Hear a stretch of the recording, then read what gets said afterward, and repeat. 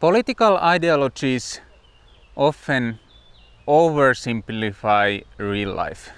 Instead of giving us food for thought, they give us food for ignorance, making very simple slogans that instead of providing us a challenge, they hide us challenges of real life, complexities of real life.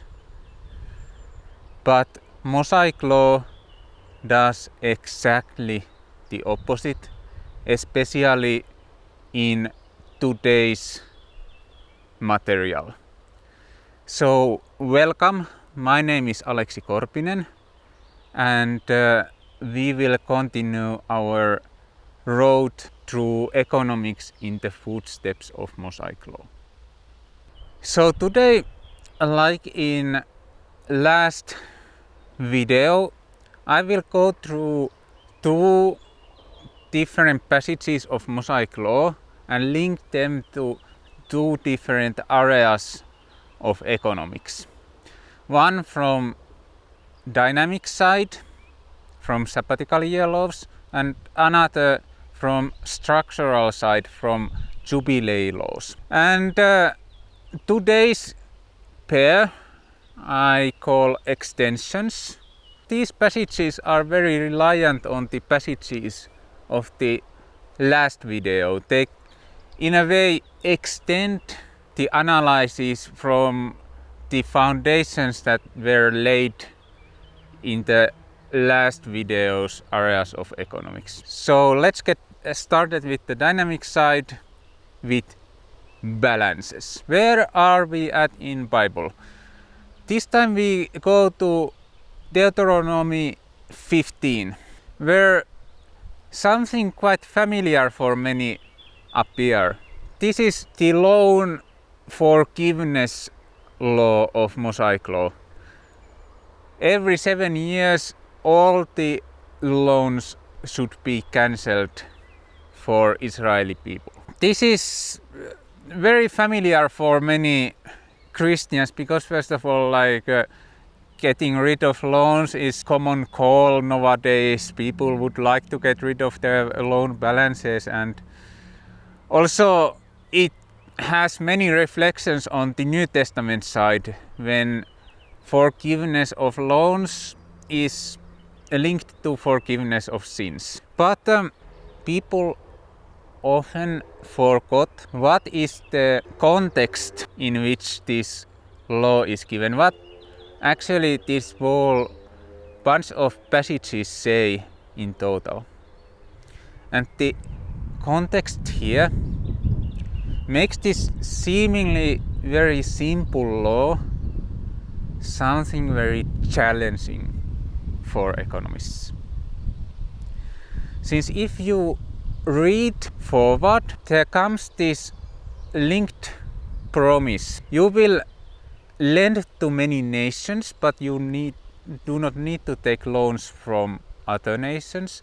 You will have power over other nations, and those nations do not have power over you. This links the loan cancellation with foreign trade. Okay, so what makes this foreign trade question so difficult? First of all, Mosaic law analyzes trade here in the context of nominal flows.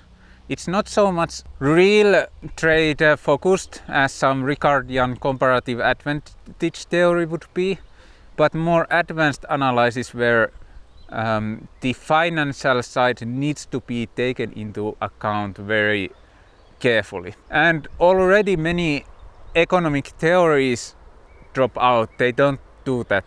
The second complication here is that, in this kind of trade theories where you have this financial side taken into account, interest rate parities, arbitrage relations, and some speculation strategies are very important.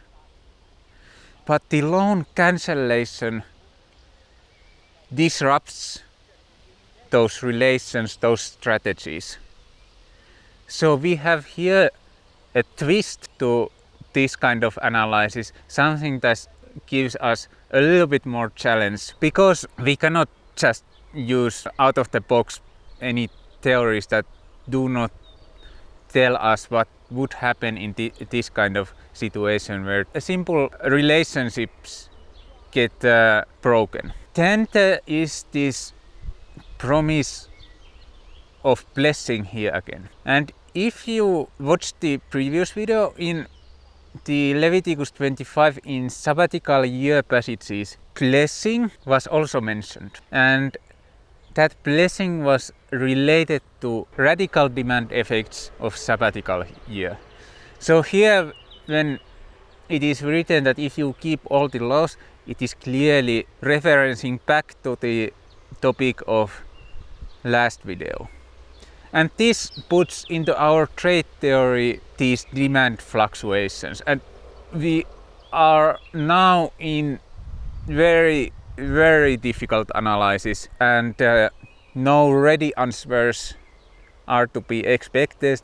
I have not yet solved this exercise. However, I know where to look at what kinds of theories correlate with these considerations. And here, post-Keynesian economics is something that pops up because they take financial flows and stocks and balances very seriously. They also have theories that link demand to trade dynamics. So that is an interesting direction to look at.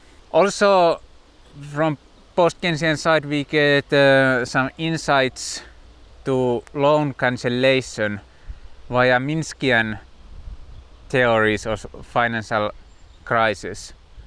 And of course, there's also many other individual researchers that tell us some important pieces about these areas of economics. But one economist is specifically important for this passage. And he is Michael Hudson, that is definitely inspired by this debt cancellation. He's kind of scholar that has studied these passages already. So he's very valuable source for biblical economics overall, especially in this debt cancellation topic. But one little limitation in his analysis is that he hasn't analyzed the sabbatical year laws so much.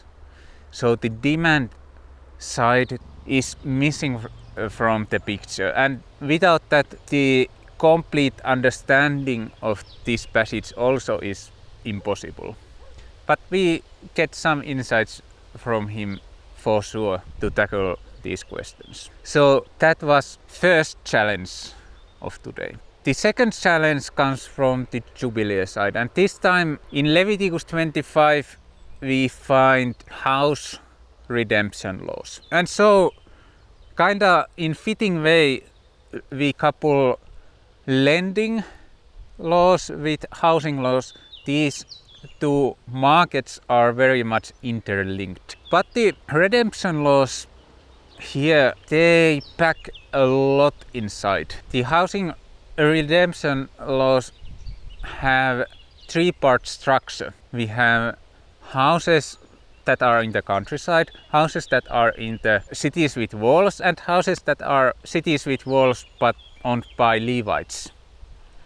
And this already brings us to broaden our view from only looking at housing as an asset to looking at housing as a part of this urban organization, how we organize municipalities.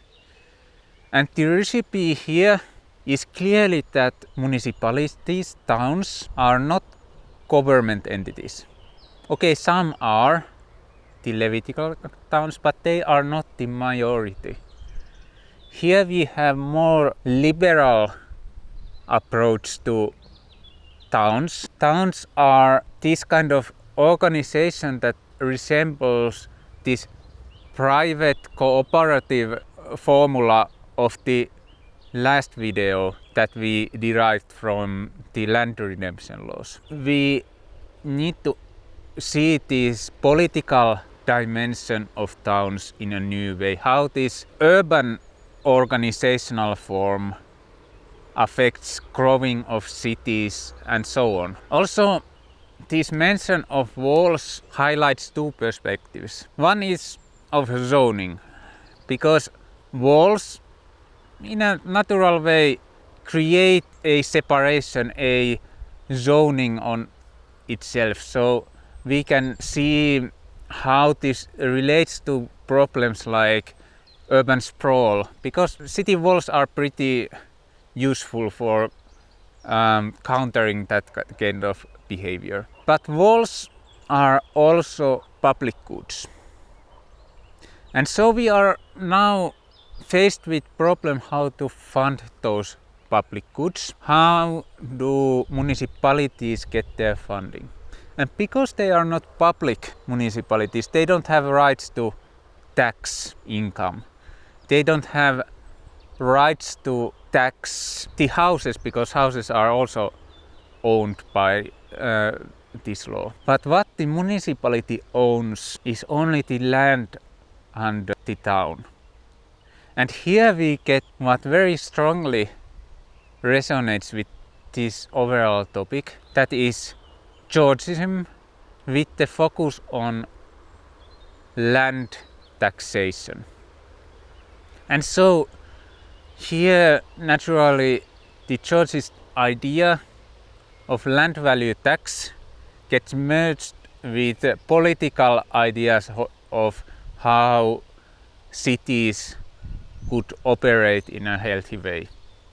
So with all these different areas of analysis, we also need to complement the economic analysis with social analysis, how cities operate as communities and how those laws interact with social reality, not only the economic calculation. Here I must also say that there's many mysteries for me in these passages still. For example, the 1 year redemption, like what does it tell, how it makes sense, that's not yet clear for me. But I think analyzing how lending interacts with these laws and how the Jubilee cycle overall operates with wealth dynamics could provide us some insight to that, also with the dynamics of housing market itself. And so the two passages of today really extend from where we were last time. And now in a way we have completed our core analysis of economics of Mosaic law. And I wish you will continue following and seeing how rest of the economics gets put into its place and to relation to the Mosaic law.